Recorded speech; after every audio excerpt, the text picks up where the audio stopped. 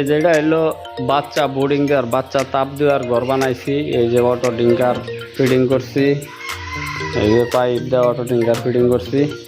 এই যে নিপুণ সিস্টেম, এগুলা মুরগি ঠোকর দিলে পানি খাবো, এগুলা নিপুণ সিস্টেম। ঠিক আছে, এই যে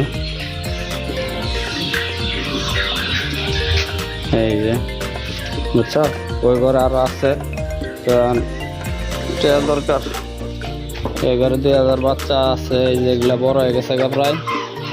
ঠিক আছে, এগুলা তোর আরো 15-20 দিন লাগবো বিক্রি করা শুরু হবো। ঠিক আছে, কারণ এই পর্যন্ত ওই ঘরে খালি রাখলে সমস্যা। তো 2জন লোক রাখছি, তারপরে নিজের বেতন, 2জন লোকের বেতন, এগুলো মনে করবে এখন জরুরি হয়ে গেছে বাচ্চা আনা।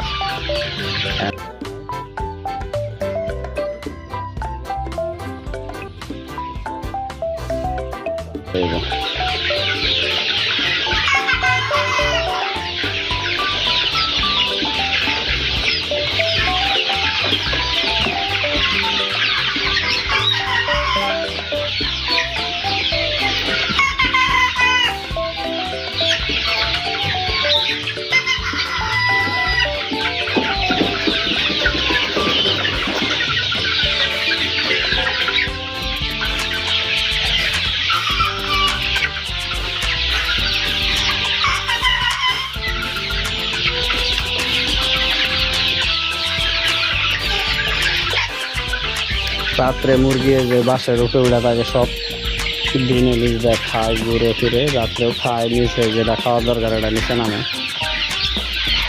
আর সব বাসে যে থাকে।